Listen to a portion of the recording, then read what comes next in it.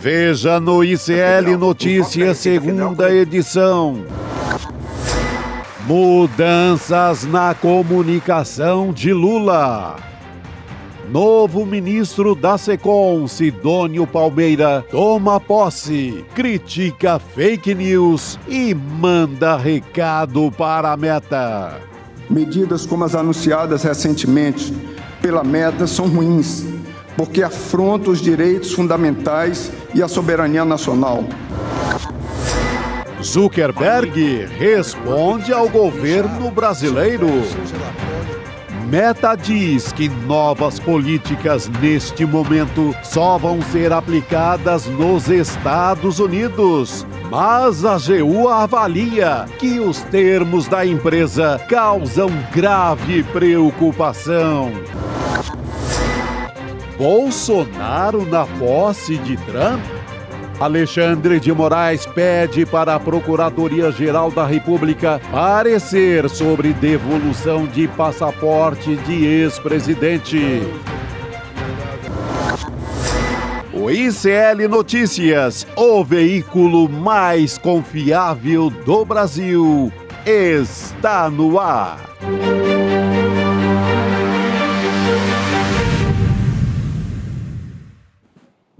Olá, boa noite. Seja muito bem-vindo, seja muito bem-vindo. ICL Notícias, segunda edição, está no ar. Estamos ao vivo nos canais do Instituto Conhecimento Liberta, Eduardo Moreira no YouTube e também para você que nos assiste pela Pop TV no Rio Grande do Sul. Terça-feira, dia 14 de janeiro de 2025. Ainda não me acostumei a falar 2025. Chico Sá, Rodrigo Viana, boa noite. Se fosse na época do cheque, estaria errando o cheque, né? Errando ali. Errando o cheque na hora de pagar. Né? Mas estou sempre pensando nele. Estou sempre pensando 2024. A gente hoje vai voltar a falar da Meta. Na verdade, nunca deixamos de falar, né? Da Meta, mas agora parece que ela disse, olha, não, calma, não é bem assim, vale só para os Estados Unidos, por enquanto. Eu acho que estão só ganhando tempo, viu? Enquanto vão esquentar lá, vão treinar o novo modelo lá nos Estados Unidos e vai ser para o mundo inteiro, só tem sentido ser para o mundo inteiro, que é se aliar ao Trump com uma ideia internacional, sabe? Para enfrentar os tribunais pelo mundo inteiro, enfrentar as multas da Europa, enfrentar aqui a AGU, enfrentar o governo Lula, mas a ideia eu acho que não morreu. Não foi uma amarelada, como se diz. Foi só assim, ó... Um tom mais ameno. Mas é que eu acho que tem uma diferença, né? O que vai determinar é a prática, né? Eles podem falar o que quiserem. Vamos ver como é que vai funcionar na prática. Se começarem a dar espaço para discurso de agressão às mulheres, às minorias, à população LGBT, fake news, eles podem falar, não, vamos respeitar a lei, mas se na prática não respeitarem, aí vão ter que receber a devida punição, né? É claro, ele faz um discurso lá para os Estados Unidos para ficar de bem com o Trump, com medo do que possa dar consequência, e aqui no Brasil tenta também ganhar tempo, né? Ganha tempo de, não, imagina, nós vamos respeitar a lei brasileira. Mas como? Até porque está respondendo a uma manifestação oficial do governo brasileiro. Então você vai dizer, não, nós vamos descumprir a lei brasileira? Claro que não, eles estão estabelecidos, eles têm escritório, têm funcionários, têm interesses comerciais gigantescos. Eles vão dizer, não vamos respeitar a lei. Aliás, recebem um caminhão de dinheiro do governo. O governo anuncia através do Facebook e do Instagram, porque campanha na área de saúde, vacinação, você compra espaço nas grandes televisões e compra espaço na mídia digital. Como é que vai ser? Né? E agora a Advocacia Geral da União também vai tomar decisão a respeito disso, né? De qual vai ser a definição, a atitude diante dessa manifestação da Meta. Fato é que a AGU já levantou posições dizendo que os termos não estão adequados com a nossa legislação. O governo agiu muito rápido nesse sentido, né? Saiu a nova linha deles de atuação nos Estados Unidos, imediatamente o governo já se mobilizou, a AGU já entrou com pedido de esclarecimento, foi uma ação exemplar do governo nesse sentido. E tem muito a ver com o que eu vou falar aqui na abertura, Gabi. Porque as pessoas ficam, mas isso aí pode ser só discurso lá do Zuckerberg, lá nos Estados Unidos, porque ele está com medo. Ele está com medo do Trump botar as agências federais, por exemplo, para investigar a questão contábil do Facebook, da Meta. Se ele virar um inimigo do Trump, o que o Trump pode fazer contra uma empresa dessa? Então, empresário nessa hora pensa primeiro no bolso. Se o discurso foi para a direita, ele vai para a direita junto no discurso. Empresário enfim, que tem esse jeito oportunista, né? Mas é o que o Zuckerberg fez. Agora, na prática, olha o significado da era Trump já batendo na porta. Manchete de hoje, trazida pelo nosso colega Jamil Chad. Olha que grave. Não é só o Zuckerberg fazendo discurso na semana passada. Olha essa manchete. Pressão conservadora do Trump, que ainda nem tomou posse, imagine na hora que tomar. Pressão conservadora faz gigantes dos Estados Unidos fecharem programas de diversidade. Porque as empresas, ao longo da última década, e até das últimas décadas, décadas, foram adotando políticas. Vamos incorporar diversidade na hora de contratar e na hora de dar promoções internas. Mais mulheres em cargos de chefia, mais afrodescendentes em cargos de chefia, população LGBT. Vamos estabelecer regras para evitar assédio sexual e moral dentro das empresas, né? Treinar os executivos da velha guarda para que eles aprendam que agora há novas regras. Tudo isso estava sendo feito pelas grandes corporações. O que aconteceu? Trump vem aí. O discurso do Trump é que tudo isso é bobagem, que tudo isso atrapalha. O Zuckerberg mesmo, outro dia, deu uma entrevista dizendo que, veja bem, falta mais energia masculina nas empresas, como se tudo isso aqui estivesse atrapalhando a agressividade do capitalismo dos Estados Unidos e que, por isso, eles estivessem perdendo a guerra comercial com a China por causa disso.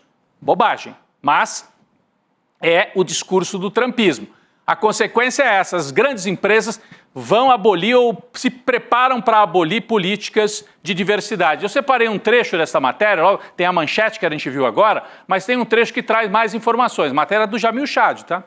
Nas últimas semanas e meses, empresas como Walmart, Ford, John Deere é de fabricação de máquinas agrícolas, né, tratores e tal, a Meta, a Amazon, a Harley Davidson, que é de moto, já abandonaram parte de suas políticas de diversidade, assim como a Microsoft e a Zoom.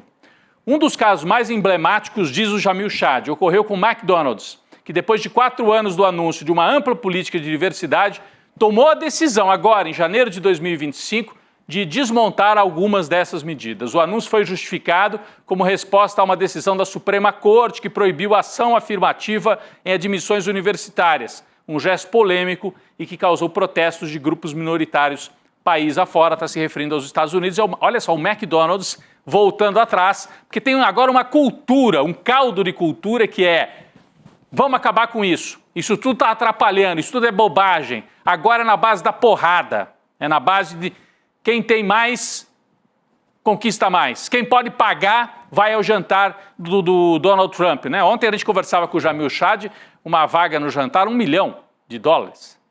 Bom, nos Estados Unidos sempre foi muito assim, né? A grana é que manda, mas agora sem nenhuma mediação. A grana é que manda, não tem essa de política de diversidade e está aqui de maneira explícita. Quando eu vejo isso e as empresas todas covardemente procurando se alinhar com um governo de extrema-direita que volta mais forte do que em 2016, isso que é grave. O Trump tinha sido eleito em 2016, perdeu, está voltando mais forte. Com maioria agora na Câmara e no Senado, maioria na Suprema Corte, maioria social, porque ganhou no voto popular, e agora aliança grande com o setor empresarial. Isso me lembra o que aconteceu lá no nazismo, na Alemanha. Grandes empresas da Alemanha, a gente também separa algumas manchetes aqui, ó, Volks, BMW, Hugo Boss, essas e outras gigantes ajudaram a Alemanha nazista, né? Então, o complexo industrial alemão estava casado com o complexo militar e político ideológico do nazismo. Os dois se juntaram. Quando eu vejo, só que agora não é mais empresa industrial, né? Volks, BMW na época. Agora são as empresas, principalmente de tecnologia nos Estados Unidos, se colocando em linha com o Donald Trump, porque é uma tática de sobrevivência e de fortalecimento. O capitalismo chega uma hora que ele precisa dessa aliança com um Estado forte para impor, passar o rodo em cima de quem se oponha às suas políticas. Isso aconteceu aqui no Brasil também, na ditadura. Isso aconteceu aqui no Brasil. Empresas foram condenadas, a Volks foi condenada por colaborar com a ditadura militar, entregando vários dos seus funcionários. Isso gerou uma ação no Ministério Público. A Volks foi condenada a pagar, e uma parte desse pagamento, inclusive, a Volks condenada a pagar uma indenização, uma parte desse pagamento o Ministério Público brasileiro direcionou para uma pesquisa da Unifesp. Interessante esse caso. Aí a Unifesp criou vários grupos de trabalho, cada um para investigar uma empresa que colaborou com a ditadura, né? Então, os empresários brasileiros faziam caixinha para bancar tortura, gente, para bancar a Operação Oban. Tinha esse nome porque era por fora do Estado no começo. A Oban, na rua Tutóia, em São Paulo, Operação Bandeirante. Era com caixinha de empresário, recolhido entre industriais. Um que ficou famoso foi o Boylissen, que era de origem dinamarquesa, do grupo Ultragás, que colaborava com dinheiro e, dizem, gostava de assistir às sessões de tortura. Um extremista de direita que apoiou aqui a ditadura e foi morto pelos grupos guerrilheiros que se opunham à ditadura, como retaliação. Tem um filme muito bom, Cidadão Boylissen, que conta a história desse episódio. Mas tem outras. Aí a Unifesp pesquisou CSN, a própria Folha de São Paulo, e aí as empresas estatais, Itaipu, Petrobras, que daí estavam dominados pelos militares, né? E empresas como Paranapanema, Aracruz, Cobrasma, Companhia Docas de Porto, né, de Santos. Todas essas empresas teriam colaborado, ou colaboraram mesmo, tem relatórios da Unifesp. Então, para mostrar como é que se casam, nos regimes de extrema-direita, isso é comum. Foi assim no nazismo, foi assim aqui na ditadura militar. Os militares pediam ajuda financeira para a burguesia, que bancava a máquina de tortura e de perseguição, e em troca tinham todos os benefícios, porque era um governo que massacrava os sindicatos, não deixava ter reivindicação. O Brasil crescia com lucros imensos sem distribuir, porque os sindicatos não conseguiam reivindicar, os salários estavam achatados. Por quê? Porque os empresários bancavam a tortura de um lado, o governo sentava a bordoada do outro e não deixava ninguém se manifestar. Então foi assim no Brasil também. Quando a gente olha essas coisas... teve o caso, alguns empresários se opuseram, né? Tem um caso famoso da Paner, da empresa aérea, que era da época pré-64, o dono era amigo do Jango, era ligado aos trabalhistas que estavam no governo antes. Veio o golpe e os militares falaram, esse cara não dá para confiar, ele era amigo do Jango, ou não era amigo, mas tinha ligações.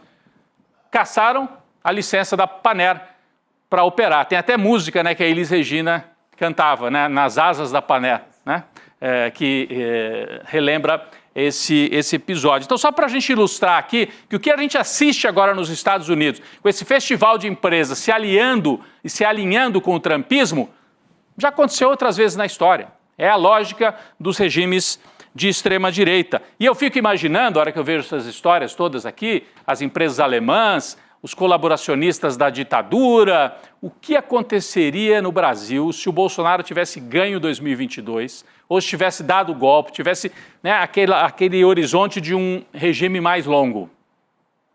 Aí não seria só velho da van, porque no começo o Bolsonaro conseguiu o alinhamento dos personagens mais assim estranhos. O velho da van tentou levar o Silvio Santos, até levou o Silvio Santos para um ato de 7 de setembro, o falecido Silvio Santos, Edir Macedo. Mas o alinhamento era mais com esses personagens de segunda linha, não era a grande burguesia brasileira. Agora, se eles vissem que o Bolsonaro tinha uma perspectiva de ficar 8, 10, 12 anos no poder, aí, Chico, Gabi, imagine o alinhamento desta grande burguesia brasileira, ia se dar sem dúvida. Sem dúvida. Já se deu, em parte, através do Paulo Guedes, mas eles estavam meio receosos, estavam achando meio estranho o esquema de trabalho, a agitação bolsonarista, não estavam sentindo firmeza. Agora, se ele ganha, e aí eles sentem, agora é um governo para durar bastante tempo, imagine como é que ia ser. Então, seria a distopia, como diz a nossa equipe aqui na manchete e na tela, uma distopia Brasil. Ficamos muito perto disso. Ficamos muito perto disso. Imaginemos o Bolsonaro com o apoio que o Trump está acolhendo agora, por exemplo. Imagine.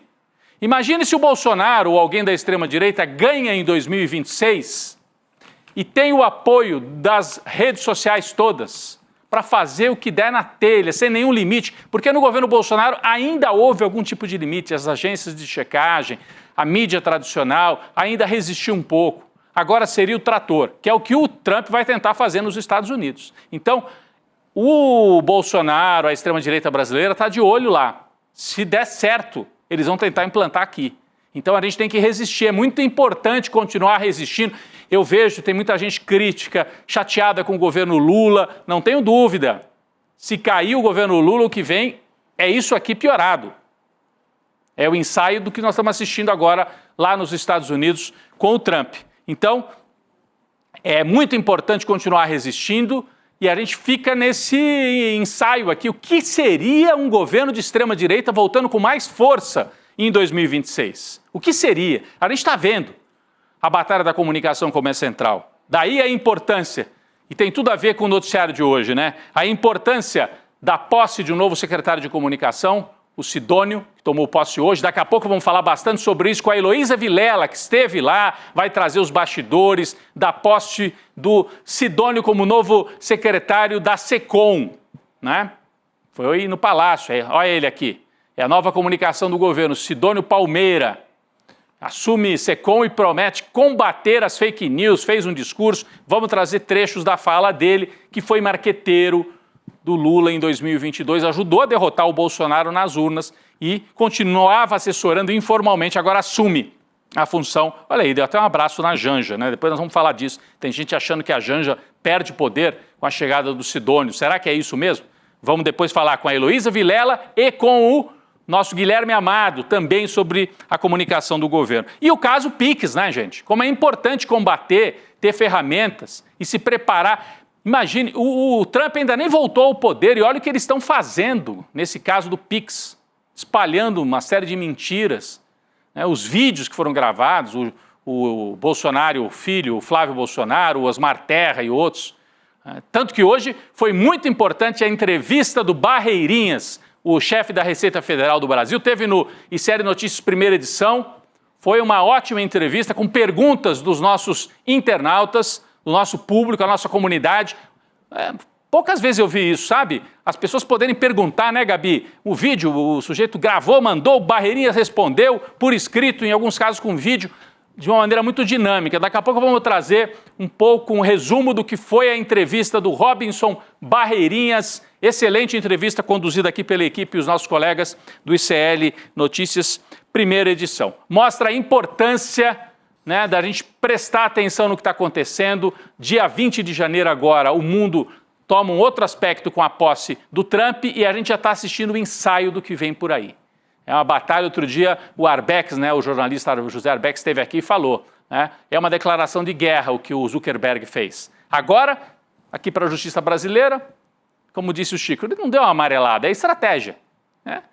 Ele declara a guerra lá e diz aqui para a autoridade brasileira, não, veja bem, nós vamos ver como é que vamos fazer ainda, não vai ser assim não, fiquem tranquilos. Mas nós vamos ver na prática daqui a pouco o que acontece. Os primeiros sinais não são nada bons. Essa operação do Pix mostra que eles vêm com tudo. O Bolsonaro, inclusive, tem dito para os apoiadores dele, dentro do bolsonarismo, que esse caso do Pix, ele tem grande esperança que ajude a derrubar parte da popularidade do Lula.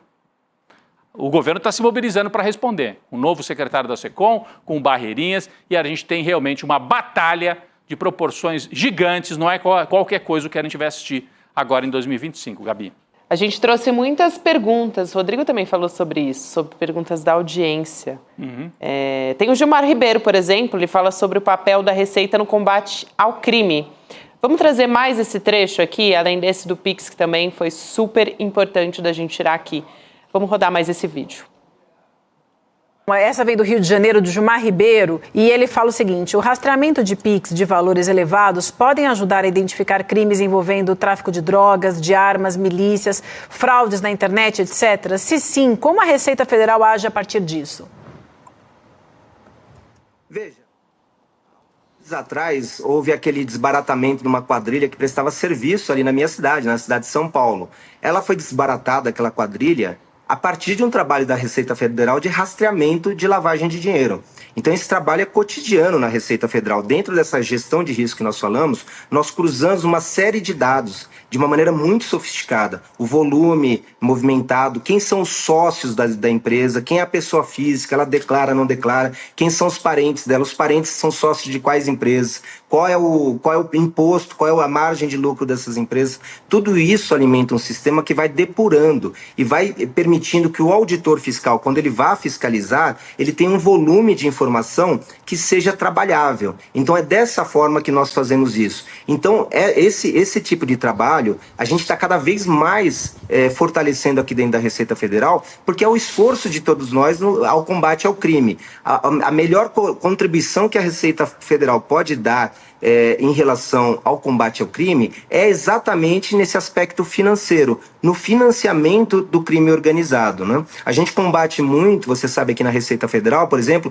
contrabando de cigarro eletrônico. Como que a gente faz isso? Também cruzando informação das apreensões com movimentações financeiras que são captadas no nosso sistema. Identificando esse risco, nós contatamos nossos parceiros, principalmente a Polícia Federal, a Polícia Rodoviária Federal, e avançamos nas investigações e vamos atrás desses criminosos. Então, essa gestão de risco, ela foi reforçada por essa instrução normativa no momento em que nós passamos a abranger essas fintechs, essas instituições de pagamento.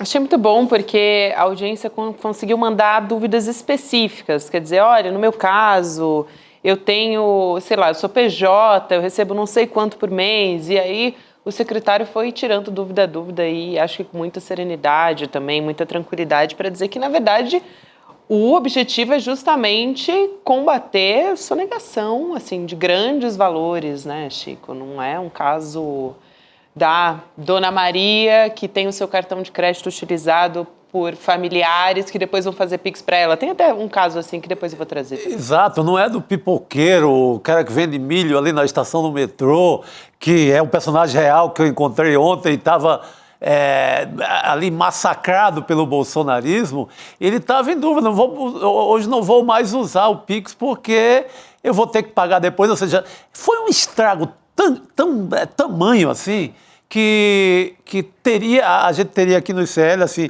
o dever mesmo de trazer o secretário da Receita Federal para dar uma aula, como ele deu hoje, e tentar baixar a poeira desse espanto. O espanto real. A extrema-direita trabalhou muito para valer. Uhum. Eles apostaram como um estrago no Lula e apostaram muito certo. Fizeram um terror. Você pegava camelô, esses pequenos vendedores, pequenos comércios, todos assustados mesmo. A Elô disse, né? Foi fazer a unha ontem no salão e só estavam falando disso, né? De um receio, de um medo. Aí agora? No metrô, é a conversa no metrô. Agora, eu acho que também acende um alerta. Ótima fala do secretário Barreirinha. Parabéns para a equipe do ICL Notícias Primeira Edição. Ele falou, respondeu a tudo, sem meias palavras, colocou os pingos nos is. Mas fica também um alerta para o governo. Eu sei, é impossível você evitar fake news, porque o lado de lá quer fazer fake news sobre tudo. Eles estavam fazendo também em relação ao pacote do Lula, né? Sim. Ao pacote do Haddad. Mas aqui fica assim, acho que um alerta. Não dá para mexer com um caso que envolve algo que é tão popular no Brasil, porque o Pix, gente, virou uma instituição. E ela é mais usada justamente pelo setor que está mais na informalidade, que é o setor que é o mais desconfiado com Lula.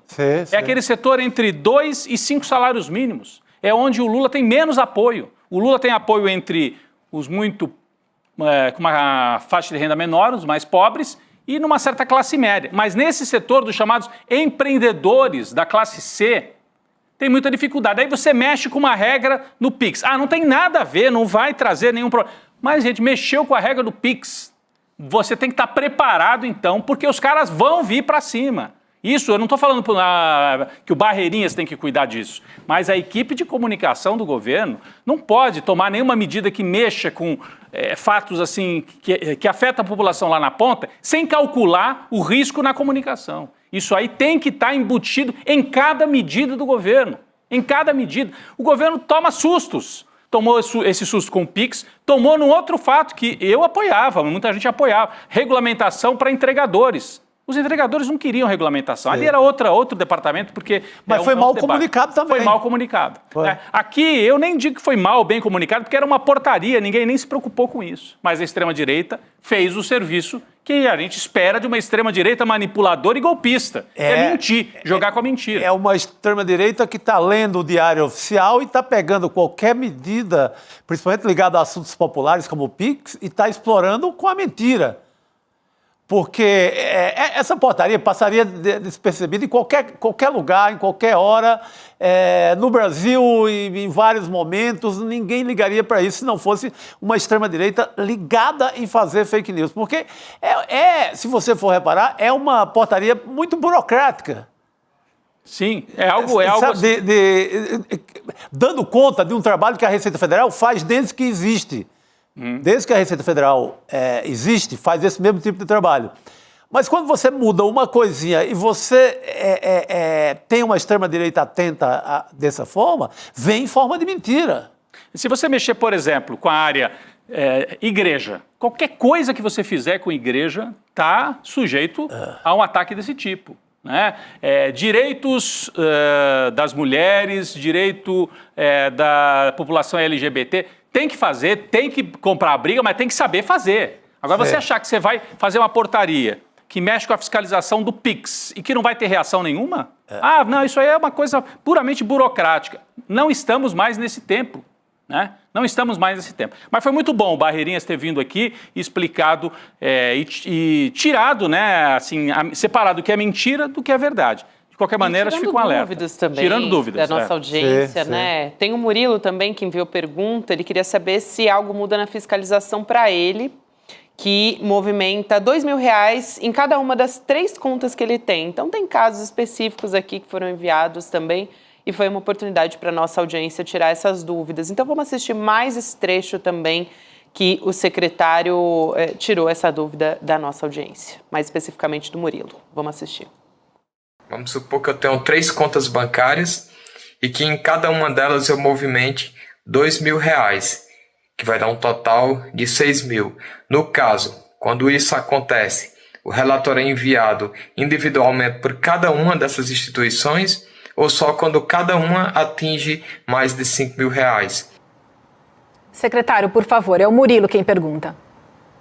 Murilo, conforme o Leandro te falou, desde 2015, na sistemática anterior, a Receita já recebia por instituição financeira a partir de R$2.000. Agora, nesse teu caso, a gente não vai receber nada, porque na verdade a gente aumentou o patamar para R$5.000, mas é por instituição financeira e por mês.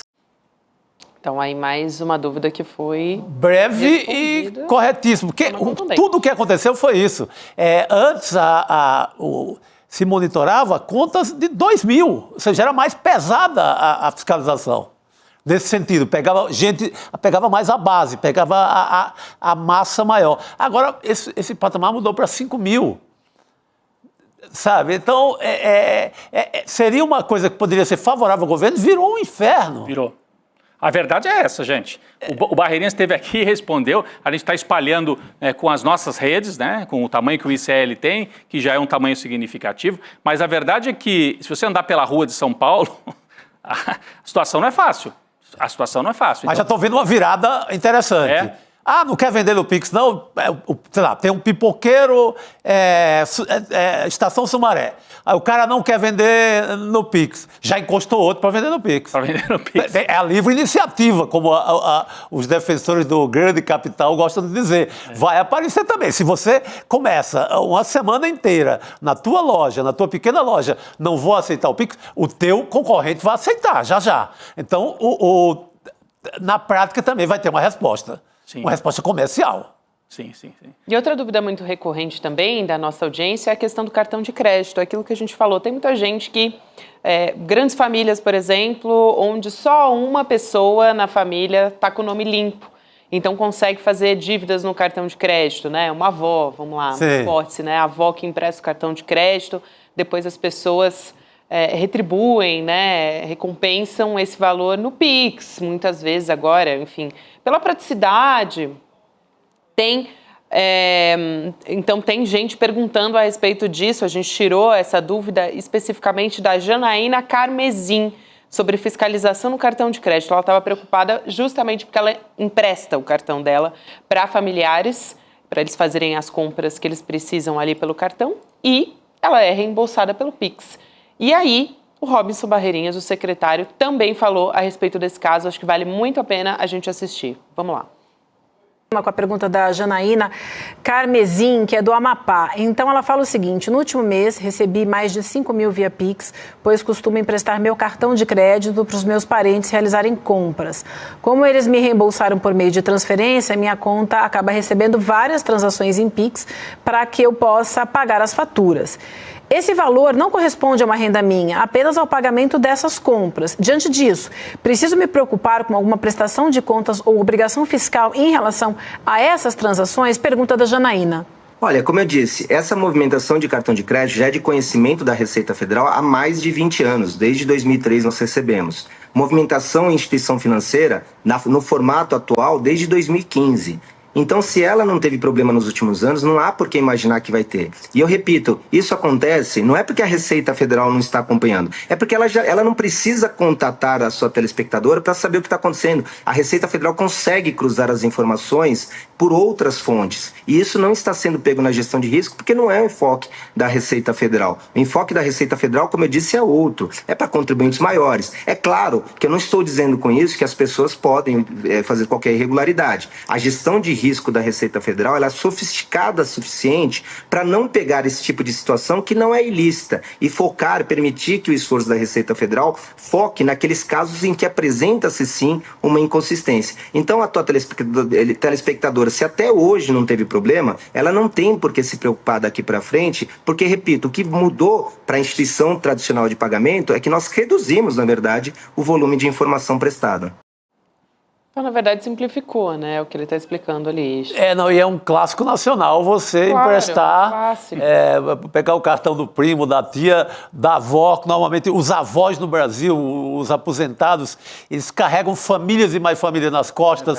O neto quer comprar uma moto, é no cartão da avó. Isso é um clássico brasileiro. Tem muito brasileiro endividado, né, gente? Aí porque os avós muitas vezes têm aposentadoria, faz o empréstimo consignado. Tem o consignado que é automático.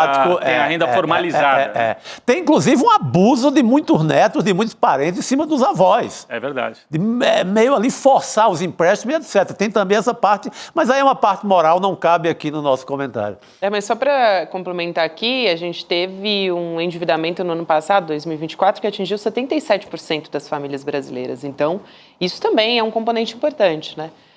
Muita gente com nome sujo também não consegue fazer dívida no cartão de crédito. Então, é bastante comum, é um clássico, como você disse. Agora, posso lançar aqui uma questão? Por favor. Então, nós temos aqui, o governo toma uma medida em setembro, uma portaria em setembro do ano passado. Ela entra em vigor em janeiro deste ano. A extrema-direita faz um carnaval e semeia dúvidas. Ela está espalhando mentiras e semeando dúvidas. Aliás, existe um argumento que eu já vi aqui nas redes sociais e que uma vez eu ouvi de um ex-colega de escola que virou bolsonarista. Quando ele postou uma mentira no grupo dos ex-alunos, eu falei, isso aí é mentira, cara. Ele falou, é? Eu falei, é mentira. Ele falou, mas podia ser verdade. Porque ele estava falando mal do Lula, estava falando mal do... Podia ser verdade. Então, o que as pessoas agora... O lado bolsonarista, quando você desmente e traz a verdade, fala, mas o Haddad e o Lula, se puderem, ferram mesmo o povo. Bom, então isso que está colocado. O que interessa tem um meio do caminho aí, uma turma que não é nem muito Lula, nem muito Bolsonaro, que também está afetada e, em parte, está com medo, está acreditando que vão mexer com o dinheiro dela, por mais que se esclareça. Isso vai se dissolver ao longo do tempo? Quando nada acontecer, isso vai virar assim, uma nota de rodapé na história? Ou vai ajudar a diminuir a popularidade do Lula? O que você acha, Chico? Eu acho que a prática vai responder, mas demora. Eu acho que, como eu falei o exemplo do pipoqueiro, vai encostar um pipoqueiro do lado do pipoqueiro que não está vendendo em Pix e vai faturar e ele vai ver que não aconteceu nada com o cartão dele, nem com ninguém e vai ter uma resposta prática a essas pessoas quando receberem suas faturas. Eu digo naquele tipo de pessoa que é meio São Tomé, só acredita... São Tomé, só acredita vendo a fatura. Aí vai ter um grande desmentido nacional na prática daqui a um mês. Não mexeu no meu Pix, não mexeu no meu, não mexeu no cara que vende o milho, não mexeu no cara da mercearia da esquina. Aí vai ter uma resposta igual a essa história, Lula vai fechar a igreja. Aí passa 6 meses, Lula não fechou nenhuma igreja. E aí eles partem para a próxima, né? A Lula vai... Todas as escolas vão ter agora banheiro unissex. Passa 1 mês, não tem banheiro unissex. 2 meses, não tem banheiro unissex. Lula está com 2 anos no governo, não tem banheiro unissex. Aí tem uma resposta. Mas são coisas demoradas, né? Cada vez a gente tiver que esperar que isso se resolva na prática, que veja que era uma grande mentira do bolsonarismo, é um estrago em cima do governo. A sorte é que a gente não está num ano eleitoral, porque uma história como essa, faltando 2 meses para a eleição, seria fatal. Seria, isso é um aprendizado. Porque as pessoas não iam receber, até as pessoas receberem as suas faturas nos seus comércios, ou a do cartão que comprou para a prima, até receberem e notarem que nada aconteceu, que é igual a dizer que iam fechar igrejas, que é igual a mamadeira de piroca na escola, que o Haddad iria implantar quando ele era ministro da Educação. Nada disso aconteceu e as pessoas viram na prática. Exato. Mas demora e causa estrago. Ô Chico, eu queria pedir licença para trazer mais uma vez o vídeo que estava com o entendimento prejudicado aqui, porque tinha um áudio concomitante sobre o Pix. O Pix para mês, especificamente. O secretário Robson Barreirinhas tirou dúvidas a respeito disso. Então a gente vai rodar mais uma vez esse vídeo agora para a gente conseguir entender o que ele estava falando. Vamos assistir?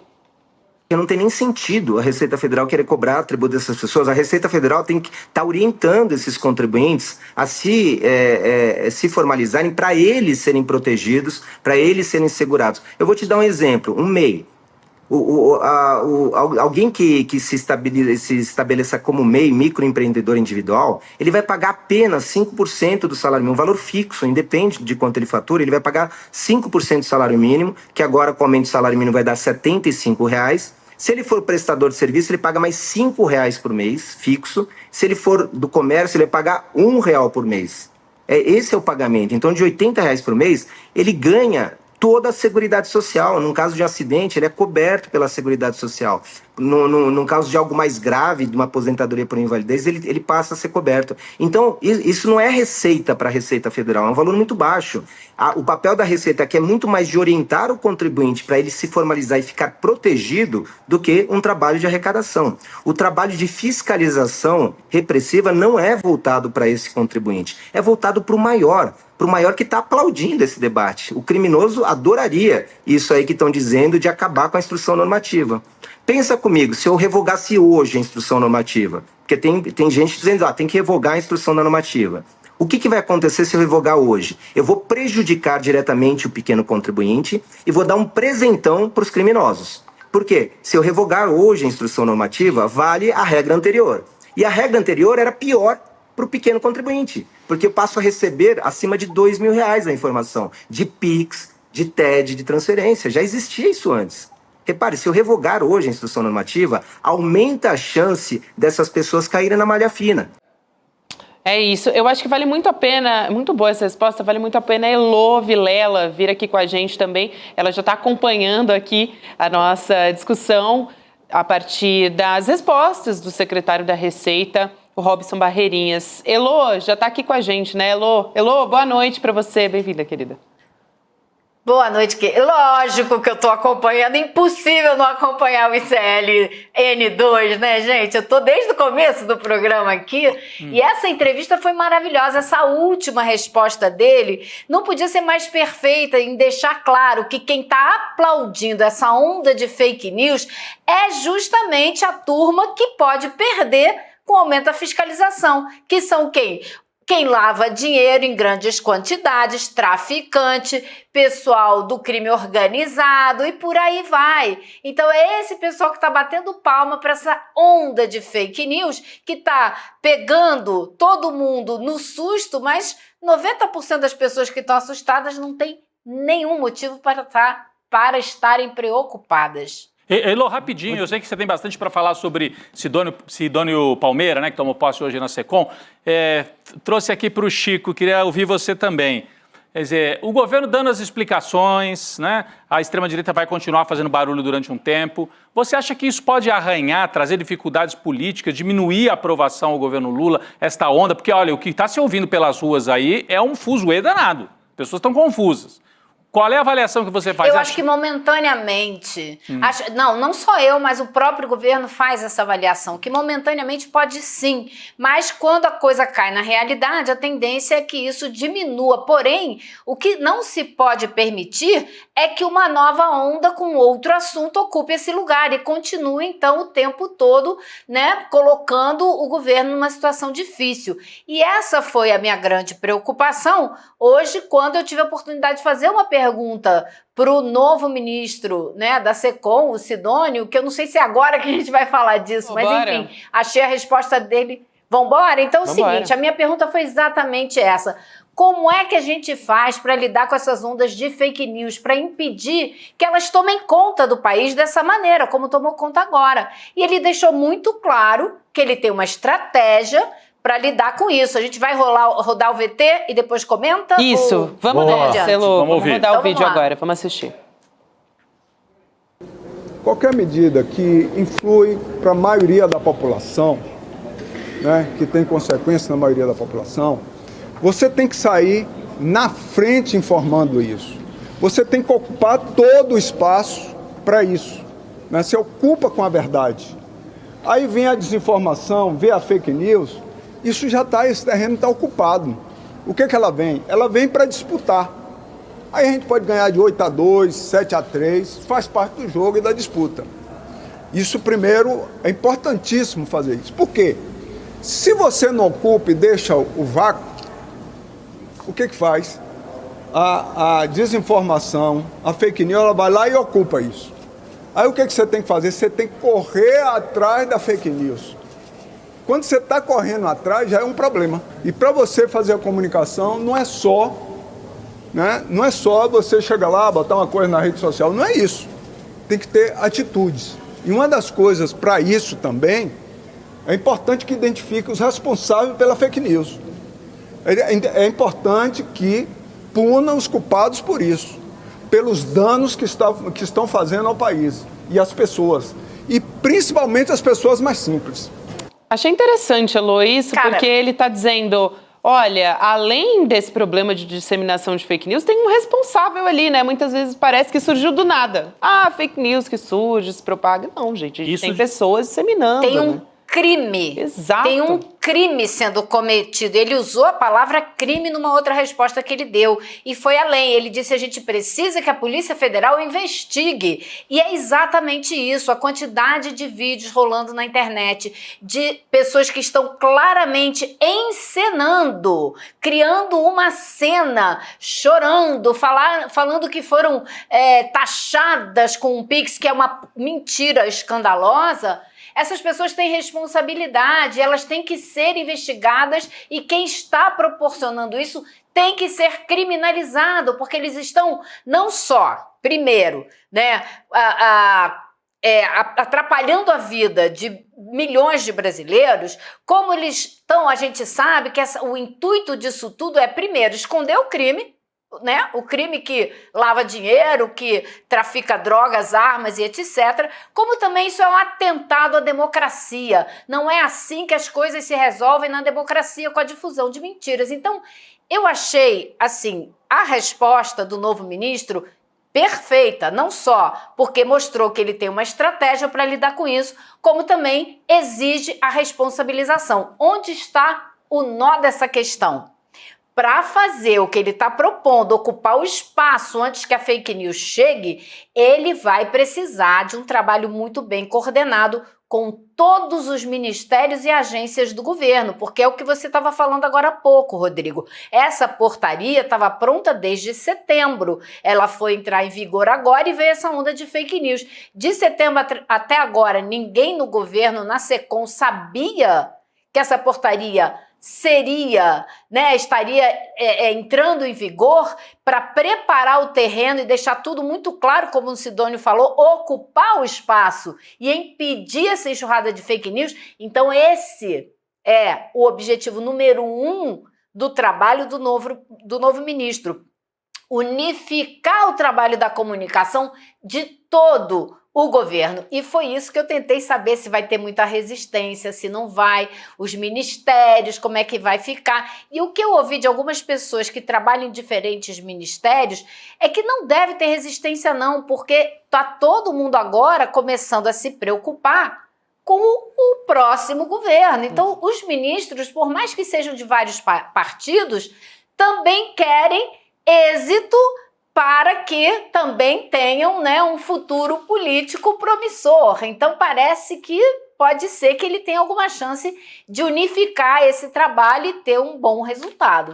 Agora, além dessa parte da fala do Sidônio, em que ele fala da responsabilização, a primeira parte, eu acho que, a Elo até já comentou, mas eu queria colocar mais luz em cima disso, que ele fala, em vez de ficar correndo, no fundo é isso, em vez de jogar no contra-ataque, a gente tem que ter a posse da bola. A gente tem que ficar com a bola o maior tempo possível e a gente dá o ritmo do jogo. Não fazer o jogo reativo. No jogo reativo, você não tem tempo de reagir. Quando você reage a uma, eles já estão na próxima. Se você fica com a bola, eles não têm nem tempo de lançar fake news. O governo, nos 2 primeiros anos, falhou muito nisso. Aliás, nem lidou com isso. Não. Acreditava no seguinte, vamos normalizar o Brasil, a extrema-direita vai diminuir de tamanho, o judiciário vai fazer o serviço dele, vai botar essa gente na cadeia.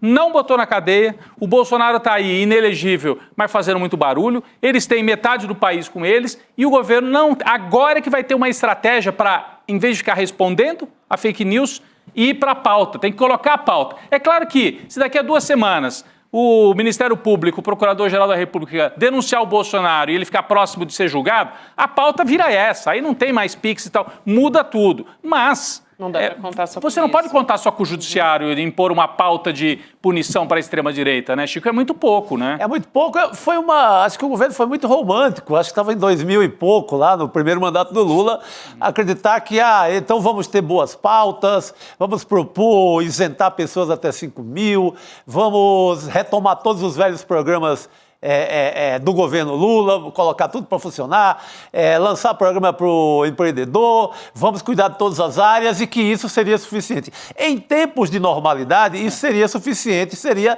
um baita governo. Um governo que estaria com a reeleição garantida. Mas de 2018 para cá, a gente vive outros tempos. Não é normalidade. Não é normalidade. É tempo de você pegar uma portaria da Receita Federal e transformar isso no inferno para qualquer vendedor em qualquer armarinho de um mercado público no Brasil inteiro. É o que nós estamos vivendo agora. É outra história, são outros tempos. Tem que governar nesses tempos. É isso. Tem um... E o que me deu o que me deu um pouco de otimismo hoje nessa posse foi exatamente isso, Chico. Foi ouvir o atual ministro falando desses novos tempos de uma maneira muito clara, como quem está entendendo muito bem que tempo que a gente está e como a gente tem que se comportar. Lógico, ele deixou muito claro também que isso é um problema que o mundo inteiro está enfrentando e ninguém tem a fórmula, né, ideal para lidar com essa situação. Mas ele tem uma visão muito clara de que é preciso atacar antes, né, de ser atacado, é preciso ser proativo e não ficar apenas se defendendo. E como fazer isso, acho que ele deve ter uma ideia bem melhor que eu. Esperamos que sim, né, Elo? Enfim, está se apresentando para isso. Eu achei muito sólido o discurso dele, muito claro. Sim. Muito político no sentido de mostrar que é através da política que a gente faz mudanças no país e busca uma sociedade mais justa e que a velocidade da fake news hoje é um negócio absurdo e que precisa ser combatido. Tem também um outro aspecto ali, respondendo aos questionamentos, né, do mesmo dia que a Meta responde aos questionamentos ali do governo brasileiro. O Sidônio, que é o novo ministro da Comunicação, ele citou a empresa também, ele falou sobre a Meta, o que também demonstra que ele está, como disse a Elo, Chico também, muito adaptado a esses novos tempos, está muito atento a tudo que está acontecendo e acho importante esse diálogo também, né? O ministro da Comunicação falar sobre isso, se comunicar com a população a respeito disso. Vamos ver o que ele falou a respeito da Meta também. Vamos lá. Medidas como as anunciadas recentemente pela Meta são ruins, porque afrontam os direitos fundamentais e a soberania nacional, promovendo um faroeste digital. Buscaremos incentivar os processos regulatórios e garantir que a população tenha acesso às informações. Defendemos a liberdade de expressão. Lamentamos que o extremismo esteja desvirtuando esse conceito para viabilizar a liberdade de manipulação e agressão. A defesa da integridade da informação é hoje condição de sobrevivência das democracias em todo o mundo. Por isso... Aí ele também falou a respeito da comunicação da Meta. Eu acho super importante, né? Porque gerou muita preocupação também. Semana passada, acho que foi o assunto que a gente mais discutiu aqui, né? E que mais falou na imprensa também. E um receio de judicialização, depois de tudo que a gente passou com o X e com o Elon Musk, eu acho que essa preocupação é mais do que legítima, ainda mais com a posse do Trump chegando. Diga, Elô. Eu acho, Gabi, que ele não tá com nenhum medo de judicializar, não. Ele deixou muito claro que, se for preciso, é para a justiça mesmo que tem que se correr. E falou, é uma questão de defesa da soberania nacional, é uma questão de respeitar as leis do país, ninguém pode chegar aqui e desrespeitar. E ele foi um pouquinho mais longe. Ele falou o seguinte, ele falou que colônias, neocolônias, incentivo a ditaduras. Hoje em dia, existem outras formas de entrar nos países. Se utilizar das redes sociais com desinformação e discurso de ódio.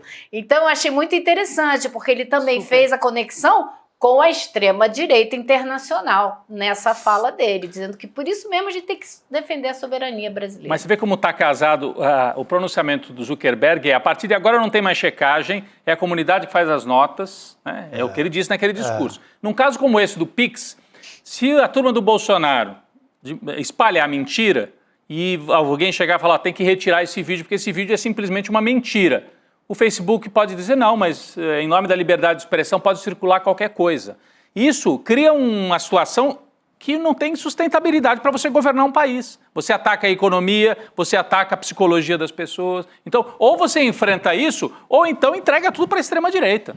Você causa um pânico, né, na economia do país, capaz de paralisar. Sim, como a gente viu nesse episódio. Então, é muito sério. Os dois assuntos estão totalmente ligados, Gabi.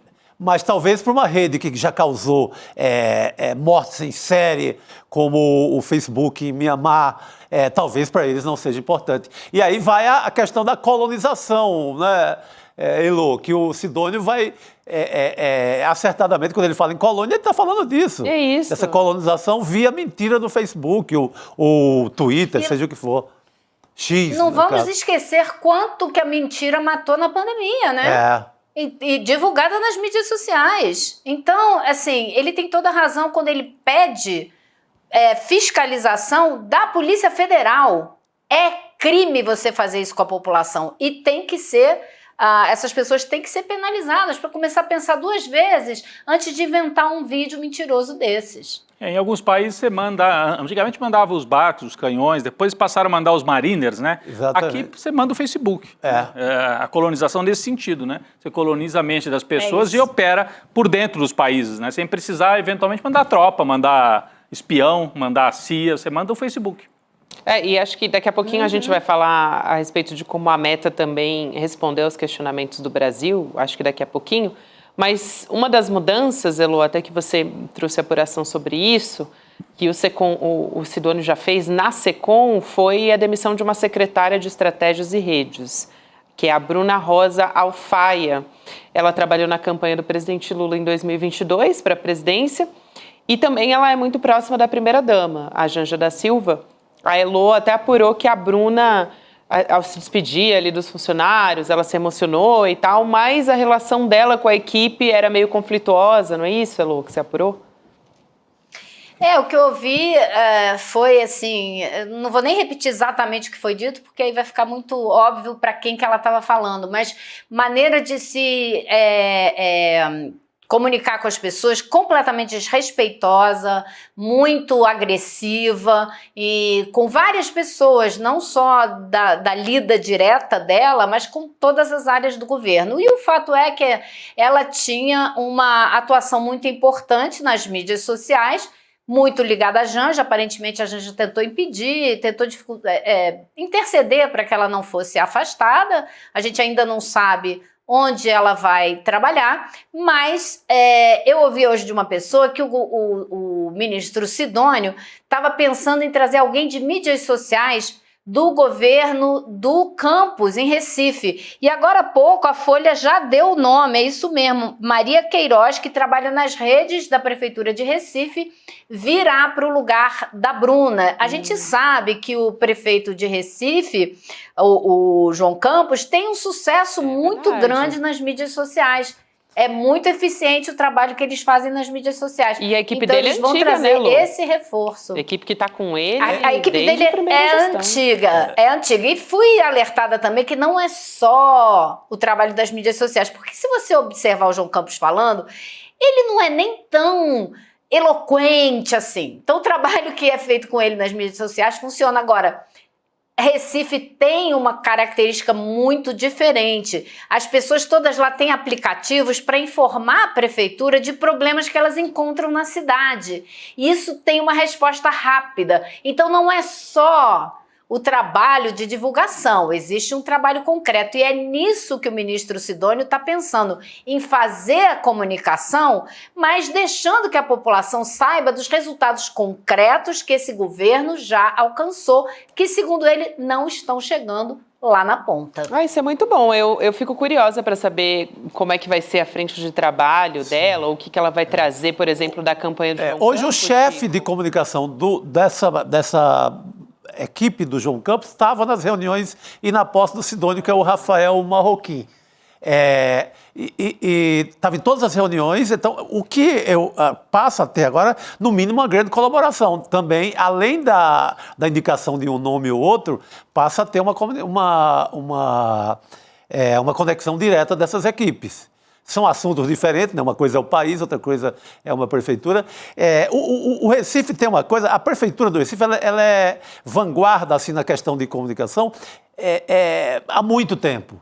Isso. A gente não tinha nem internet instalada no Brasil para valer, e o Recife já tinha experiências via internet universitária através de uma empresa chamada Emprel, e com grandes experiências de comunicação popular via computadores. Então, o Recife, além da equipe do João Campos, é uma questão cultural. Tem Tem projetos, tem o Porto Digital, tem o Porto né? Digital, que também produz para o mundo inteiro. Então, é uma cidade que tenha o seu poder público com muita experiência nesse assunto. O que eu acho super interessante da campanha dele é que a equipe, até os adversários do João Campos, desde a primeira gestão dele na prefeitura, diziam que o João Campos parecia estar em constante campanha eleitoral, porque mesmo depois que ele foi eleito, ele continuava ali fazendo os trabalhos em loco, assim, indo e filmando. Até durante a Covid ele fez isso.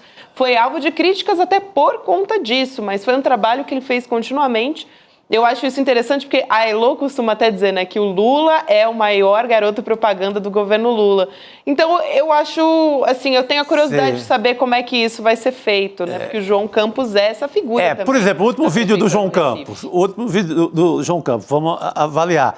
Ele num córrego lá na zona norte do Recife, se não me engano, no bairro de Beberibe, um córrego totalmente sujo, cheio de PET, de lixo e etc. E ele falando de um programa da prefeitura que vai cuidar dessa limpeza, mas que a população vai ter que ajudar ou então vai pagar multa. Então, é esse tipo de comunicação muito direta no local. É como se fosse um noticiário local muito quente. Uhum. Mas o tom é esse. O desafio é como fazer isso em nível nacional, né? Que os assuntos não são tão próximos das pessoas, né? Então, como fazer isso em nível nacional? Escolher algumas áreas em que é possível fazer, não é em todas que você consegue fazer. Exatamente. Como é que você vai debater o orçamento, por exemplo? Não. A natureza Agora, é outra. A natureza já é que outra. você falou em comunicação né, as coisas não são, nem tudo é regional, mas eu acho que vai ter uma preocupação também com essa regionalização da comunicação. Por que digo isso? Porque ao lado do ministro Sidônio, hoje, o tempo todo estava o Laércio Portela, que assumiu a Secretaria de Imprensa da Presidência no lugar do Crispiniano. Então, a gente sabe, a gente teve essa experiência prática durante os meses em que o ministro Pimenta estava deslocado para o Sul, o Laércio assumiu interinamente o ministério. E a gente lembra, a gente comentou aqui que ele fez um trabalho muito grande de levar o Lula para as rádios do interior do Brasil inteiro e que isso já tinha, aparentemente, era um dos motivos para o aumento da popularidade do presidente Lula. Lembram desse? Eu me lembro bem do Rodrigo pontuando isso. E que era uma estratégia que vinha lá do Franklin Martins, no segundo governo do Lula, e que o Laércio adotou de novo nesse período que você explicou aí, Elô. O Laércio era o adjunto da comunicação regional. Era justamente esse o trabalho que ele fazia. Então, um amigo meu hoje, que trabalhou também, trabalha na Esplanada e conhece bem, estava me falando, ele tem essa cabeça do pensamento de regionalizar a comunicação, levar, né, dar essa capilaridade para a comunicação. Então, e foi a única pessoa que o ministro Sidônio apresentou hoje durante uma conversa informal com a imprensa. Então, acho que ele está bastante sólido e as ideias dele, pelo visto, então serão bastante aproveitadas. Não, e você traz uma informação, então já saíram a Bruna, que era responsável por redes sociais, e o Crispiniano, que era o assessor de comunicação do Lula, há muito tempo, assessor de imprensa, na verdade. Durante o período em que o Lula ficou fora do poder, no Instituto Lula, o Crispiniano é que conversava com jornalistas, muitos de nós, quantas vezes conversamos com ele, e foi para o governo. Então, é uma mudança importante, é um chacoalhão aí nas estruturas internas, é um reconhecimento de que o Lula olhou e falou, não funcionou nesses 2 anos, não é só o Pimenta, não funcionou. Tem muita coisa para arrumar e esses 2 nomes já foram trocados. Eu acho que viu que o jogo é bruto. O jogo é muito bruto. O jogo é como se fosse uma campanha eleitoral permanente. Não é uma coisa, assim, soft e que você possa pegar um influencer e resolver aquela coisa, ou fazer uma festa para influencer. É jogo bruto. É jogo de extrema-direita que vem pesado. Então não dá para jogar só com festa, só com uma coisinha pontual, resolve aqui, faz uma coisinha bonitinha, fofa.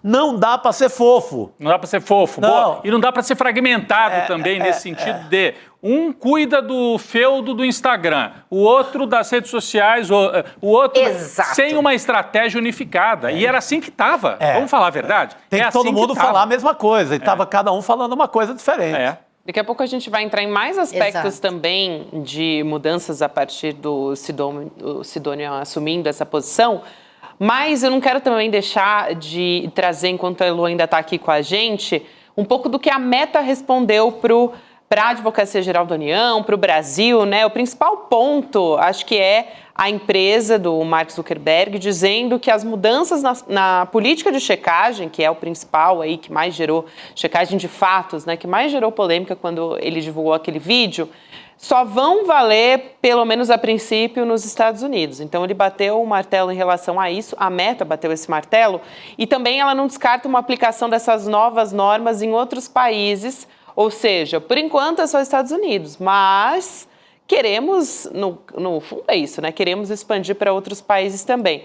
Só que ela não fala como conciliar essas mudanças com as legislações locais, que é a principal preocupação, né?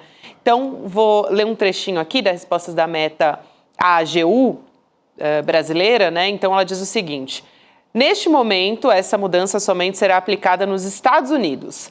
Planejamos criar, testar e melhorar as notas da comunidade nos Estados Unidos antes de qualquer expansão para outros países. Como parte desse processo de construção e lançamento, esperamos publicar mais informações sobre como essas tais notas aí funcionarão, incluindo os nossos planos para quaisquer relatórios de transparência relacionados à sua utilização.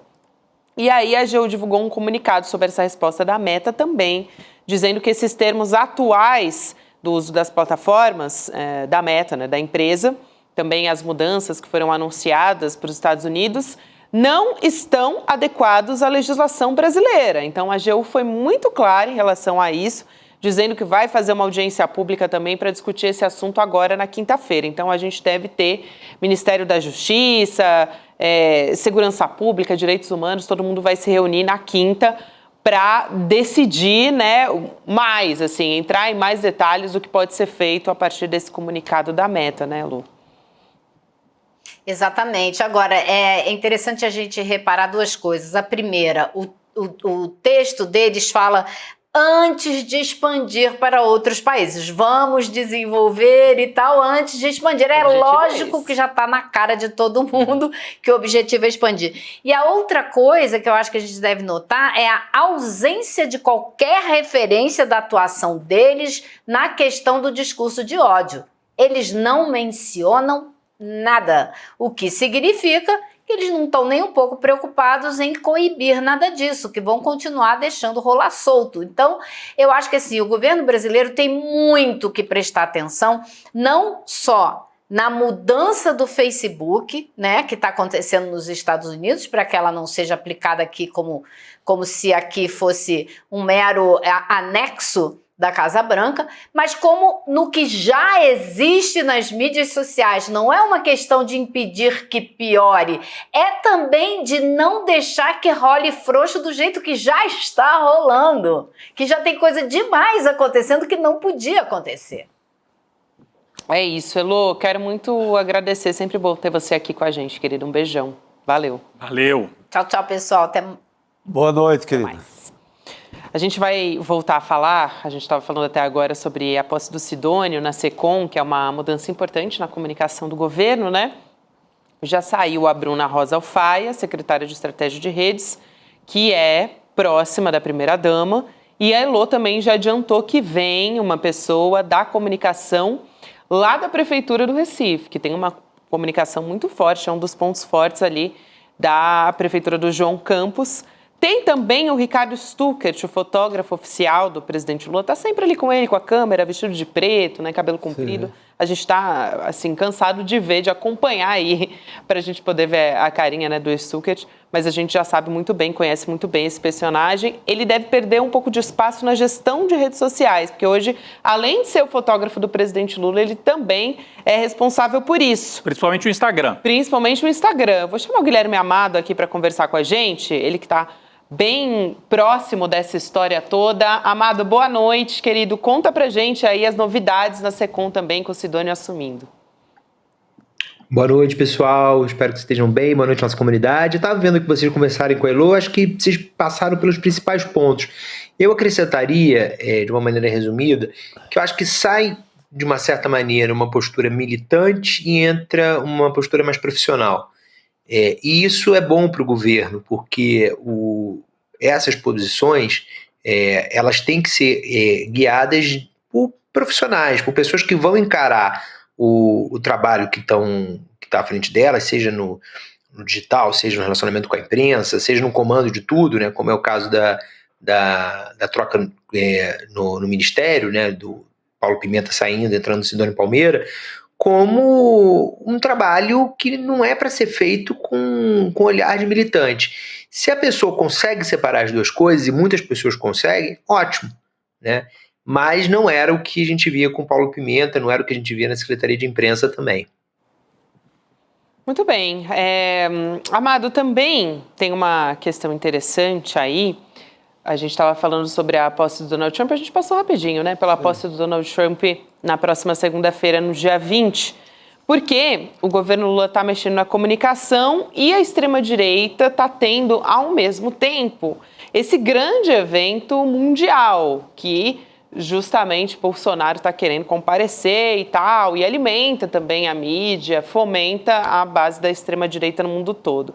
E o Trump está querendo transformar numa festa aí de vários dias, vai começar no sábado, terminar só na terça-feira. A gente explicou ontem, tintim por tintim, aqui no SL Notícias segunda edição, já meio Chad veio, disse que vai ter, enfim, baile, 3 bailes no mesmo dia, hispânico, jantar, exato. Esse baile hispânico, Rodrigo, no dia 18, e vai ter ingressos a $250 por cabeça. Mas está baratinho, perto daquele outro lá que tem...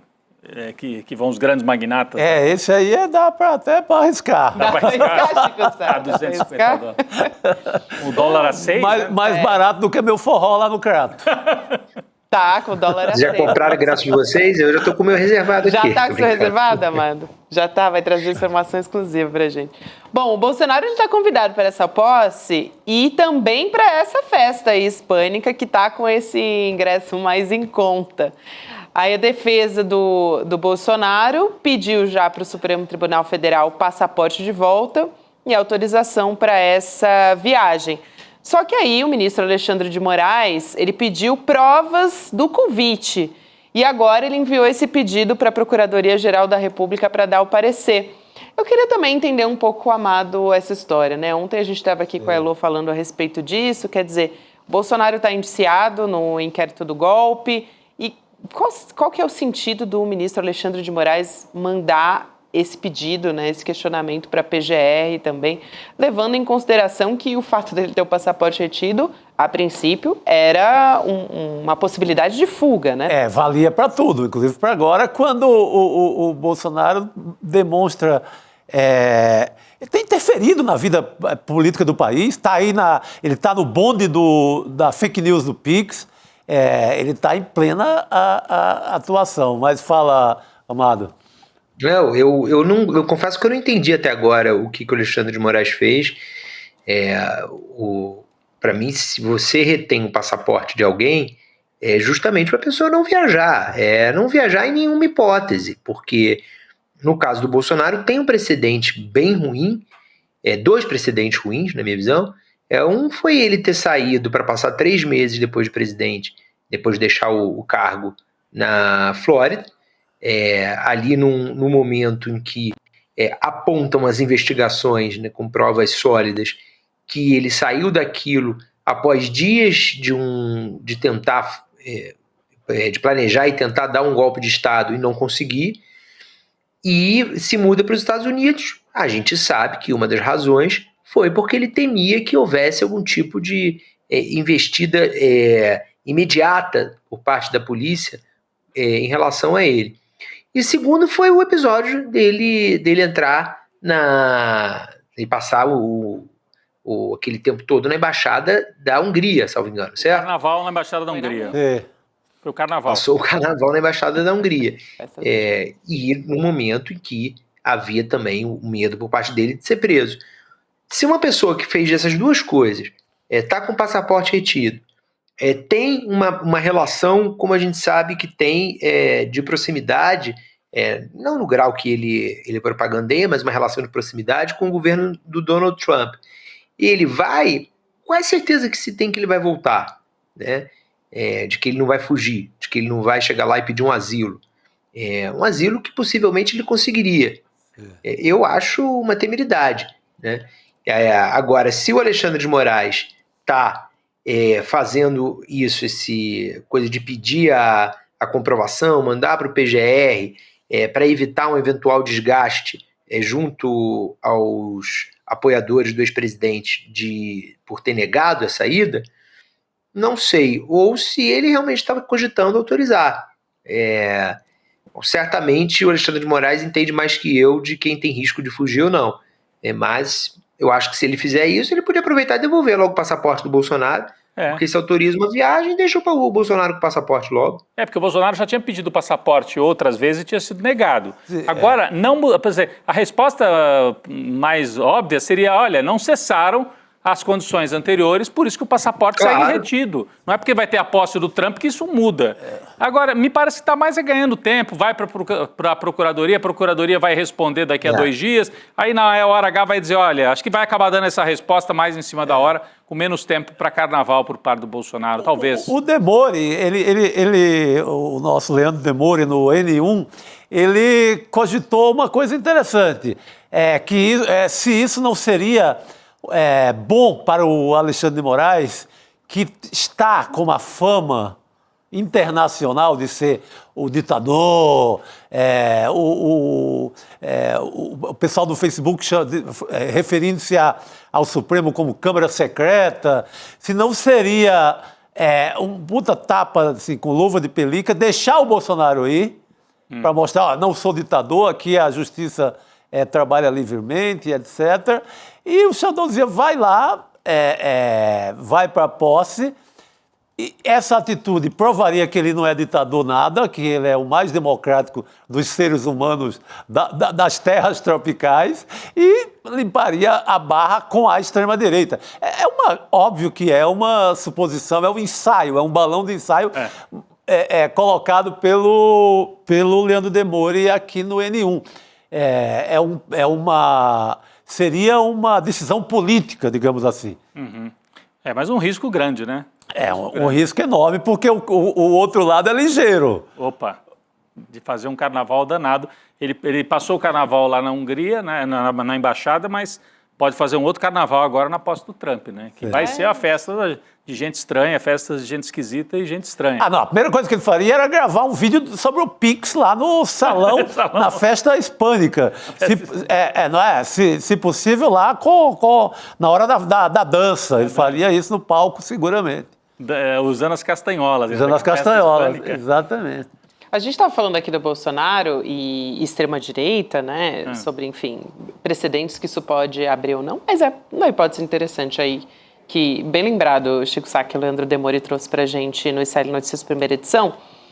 Tem, assim, em paralelo a isso, né? De Bolsonaro e tal, tem uns personagens surgindo, querendo se colocar como alternativas para a extrema-direita à presidência em 2026. Né? Um deles é o governador de Goiás, o Ronaldo Caiado. E agora tem meio que um novo capítulo nessa história aí que o Amado também apurou. O platô. O Ronaldo Caiado... Diga, Amado. Vai lá, Gabi, vai lá. Não, eu só ia resumir aqui um pouco a história, mas assim, ele fez chegar até o Bolsonaro um recado de que, na verdade, o Caiado não é a pessoa por trás do anúncio de que o Gustavo Lima queria ser presidente.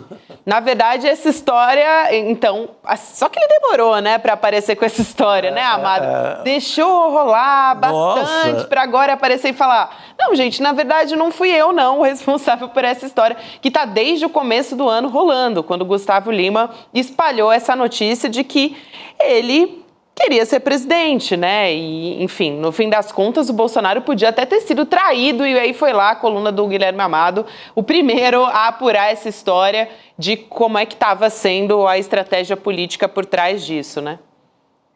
E o Caiado mandou esse recado para o Bolsonaro, dizendo que foi pego de surpresa também.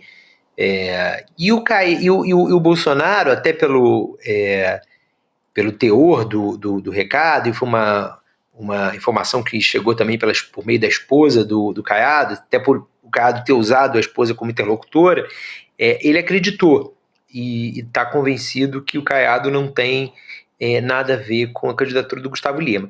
Agora, o fato é o seguinte, hoje é 14 de janeiro. Vocês lembram o que o Gustavo Lima tinha prometido para o dia 12 e o que ele tinha prometido para o dia 14? Então, assim, antes mesmo de se candidatar, de fato, ele já não cumpriu uma promessa. Porque ele falou que dia 12 ele conversaria com o Lula, dia 14 ele conversaria com o Bolsonaro, então ele unificaria o país. O fato é que hoje, dia 14, ele não conversou nem com o Lula, nem com o Bolsonaro, e essa candidatura vai ganhando cada vez mais a áreas de anedota, né?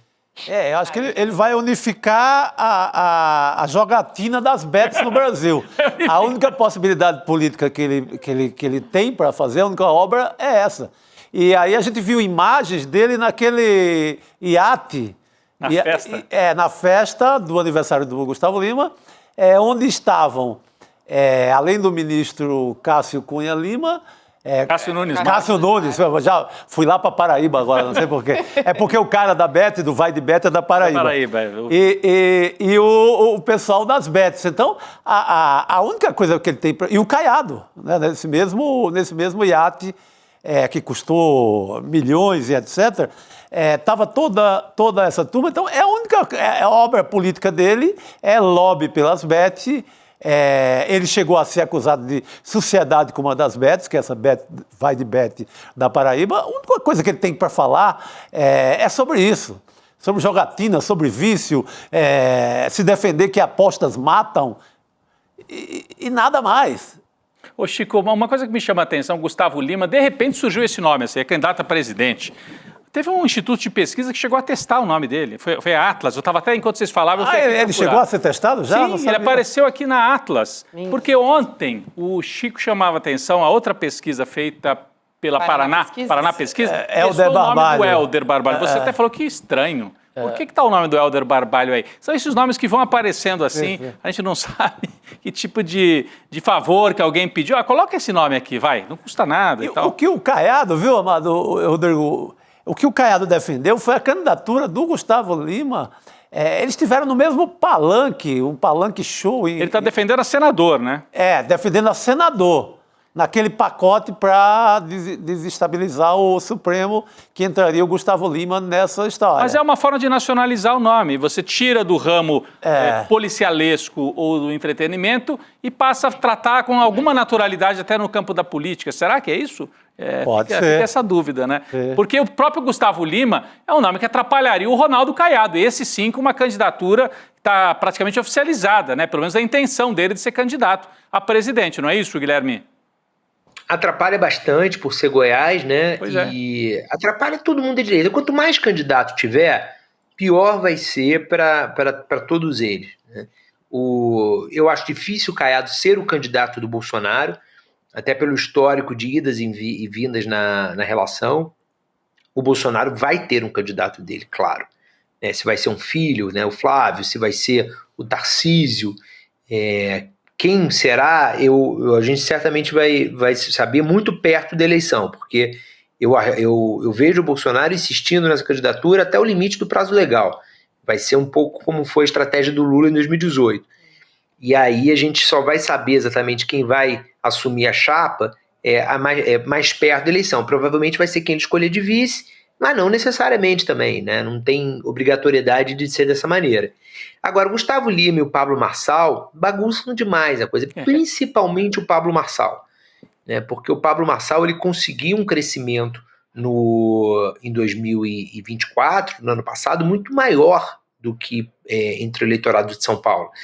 Na época, vocês vão lembrar, saiu em menções espontâneas de pesquisas no Amazonas, né? Quem é o candidato que você quer votar para prefeito se não me engano, era Manaus.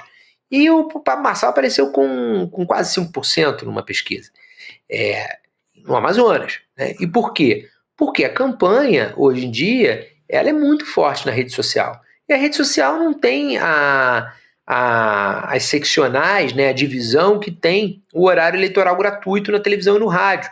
Então, o que o Pablo Marçal coloca na rede dele, o que ele impulsiona, ele pode impulsionar o país inteiro. E o nome dele foi um nome nacional, até porque, conforme a gente comentou na época da eleição, a eleição que o país inteiro acompanhou foi a eleição de São Paulo por causa do Pablo Marçal. Então, eu acho que ano que vem ele bagunça muito, muito o jogo. E aumenta a necessidade do Bolsonaro de ter um nome em que a transferência de votos seja mais automática, né? Por isso que muita gente fala dele escolher um dos filhos. Ô Gui, rapidinho, antes da gente chegar aqui ao final, tem uma notícia que, olha, eu não gostaria de trazer aqui não, mas é importante, né? Que é o ex-presidente da Câmara dos Deputados, o Eduardo Cunha, planejando voltar para a Câmara em 2026, gente. A gente está falando aqui de articulações da extrema-direita, não dá para passar batido por essa. Ele está querendo se lançar candidato pelo estado de Minas Gerais, informação que é do jornalista Gilberto Nascimento. E, a princípio, essa estratégia, você pode contar um pouquinho melhor para a gente, mas é adquirir emissoras de rádio ou comprar também horários, ceder às igrejas evangélicas em troca de apoio eleitoral, não é isso? Ele já presidiu a Câmara lá no passado, só que ele teve o mandato cassado em 2016, para quem não se lembra, mas acho meio impossível, né? A não ser que a pessoa que nos acompanha aqui seja muito jovem, talvez não esteja tanto por dentro. Mas ele teve quebra de decoro parlamentar nessa época, negou ter contas no exterior, foi na época da CPI da Petrobras, enfim, foi um grande rolo. E foi até naquela época, assim, foi meio que difícil de acreditar que ele ia conseguir se livrar, né, no fim das contas, porque ele era alguém que estava numa posição de muito poder. E agora talvez voltar para essa posição. Ele tem a filha lá, né, no gabinete. Então ele sairia a filha, entraria ele na vaga da família no Rio, né? A filha no Rio e a matéria do Gilberto Nascimento, aliás, grande jornalista Gilberto Nascimento, está na equipe ali do Platô também, é repórter, seria por Minas, né? A filha é no Rio e agora ele se lançaria por Minas. Manteria a família. É essa apuração que o Gilberto trouxe, não é isso, Guilherme? Exatamente. Ele tentou pelo Rio de Janeiro, não conseguiu, porque ele não é elegível, né? Ele hoje, o Eduardo Cunha, ele é inelegível. Isso não mudou. Ele trabalha, então, com a possibilidade de reverter a inelegibilidade dele e assim conseguir disputar. E em Minas Gerais ele está montando essa rede de rádios, como o Gilberto Nascimento revelou, e a ideia é que isso seja uma plataforma para ele conseguir apoio de igrejas evangélicas em Minas e ter o voto, não deixa de ser de certa maneira um voto de cabresto, né? O voto de cabresto direcionado para ele, para que ele volte à Câmara de Deputados. Agora tem uma coisa interessante que é o seguinte, ontem eu estava conversando isso com uma fonte, falando sobre o Hugo Mota, né, provável próximo presidente da Câmara, que era da tropa de choque do Eduardo Cunha, tal qual o Arthur Lira, e tal qual também o Rodrigo Maia, porque a conduta do Rodrigo Maia salvou, de certa maneira, deu uma limpada na biografia dele, de uma pessoa que era da tropa de choque do Eduardo Cunha. Porque no mandato do Eduardo Cunha como presidente da Câmara, o Rodrigo Maia foi um aliado importante do Eduardo Cunha. Ele era o homem, o nome do Eduardo Cunha no DEM, no finado DEM, que hoje em dia é a União Brasil. O Arthur Lira era também dessa tropa de choque e o Hugo Mota também é. Então olha que interessante. Depois de ter sido preso, afastado, né, perdeu o mandato, ainda assim, o Rodrigo Maia depois rompe com o Eduardo Cunha e o segundo e terceiro mandato dele já não tem essa relação, mas o primeiro mandato, quer dizer, de certa maneira, o Eduardo Cunha fez um aliado seu chegar a presidente da Câmara, depois fez outro na figura do Arthur Lira e depois fez outro na figura do Hugo Mota. Não quer dizer que essas pessoas só estejam chegando por causa disso, muito pelo contrário. Cada uma delas soube se articular da maneira correta e unindo diversas outras forças, mas eram Eduardo Cunha no período dele, né? Então, é esperado que o Eduardo Cunha tenha uma interlocução boa com o Hugo Mota, ele não perderá isso na próxima presidência da Câmara, mas vamos ver se essas pessoas estão dispostas a ajudá-lo a reverter a inelegibilidade. Vamos ver, Guilherme, olha... Eduardo Cunha Futebol Clube tem muitos atletas aí espalhados. Caramba! Esse xadrez da política aí que Guilherme Amado trouxe pra gente, acho que diz muito sobre o Brasil, viu? Obrigada por hoje, querido. Valeu, a gente se vê em breve. Obrigado a vocês, pessoal. Até aqui. Boa noite. Até. Valeu. Gente, estamos chegando aqui ao final do ICL Notícias, segunda edição, e eu volto a falar das novidades agora para 2025, novos programas que vêm por aí. Tem um que o Rodrigo Viana conhece muito bem, né? É isso, nós vamos ter umas mudanças aí na nossa programação no fim da tarde, um programa novo. ICL Urgente, a partir de 5 horas da tarde. A data, daqui a pouco nós vamos anunciar. Daqui a alguns dias a gente anuncia a data de estreia. Vai ter o ICL Urgente e, na sequência, o ICL Notícias, segunda edição. Eu vou estar aqui também. Maravilha, a gente vai estar junto. O cara vai entrar nervoso ali para esquentar a tarde de todo mundo. Mas não vai ter cadeirada, isso é o problema. Mas aí não vai ter cadeirada. Porque ICL Urgente lembra alguma coisa. Muito bom. A gente vai ter também estreia no entretenimento, o primeiro podcast investigativo do ICL, com a Juliana Dalpiva e o Igor Melo. Então tem muita novidade.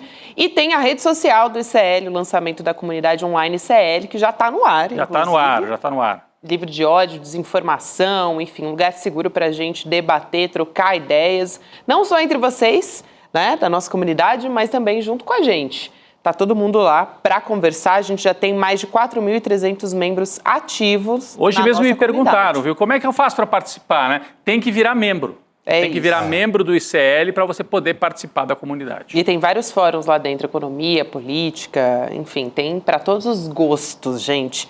E também, se você se tornar membro solidário hoje, além de tudo isso que eu já contei aqui para você tem acesso aos nossos presentes exclusivos para 2025. Então, já estamos com ele em mãos, já vou aqui Rodrigo com dois de Viana, uma vez, olha só. Boa. Paradoxo da Escolha, do Barry Schwartz, e A Intenção Primeira, do Eduardo Moreira, que inclusive foi indicado ao Jabuti. Você ganha esses 2 livros. Tem o Pobre de Direita também. O Pobre de Direita do GSEC Olha também está aqui, ó. Só, o Pobre de Direita da mão do Rodrigo. Aí, aqui, ó, boa. É o 3º livro. E tem a pulseira da comunidade CL e a caneca Só o Conhecimento Liberta. Olha as duas aí. Temos aqui, ó. caneca e temos também a pulseira. A pulseirinha que traz a inscrição: a coragem é um ato de amor. É isso aí. E em alguns casos o amor é um ato de coragem também. Também. Vale, tá valendo também. Gostei desse trocadilho.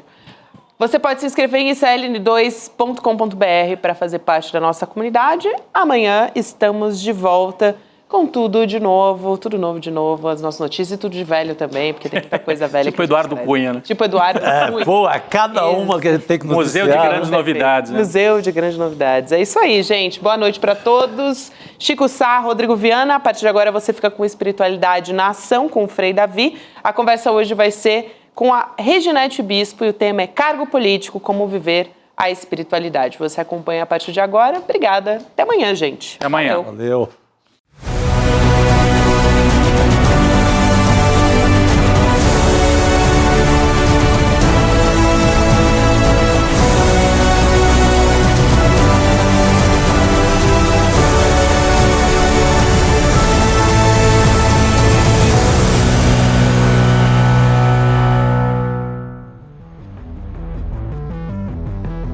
Em 2024 foi histórico.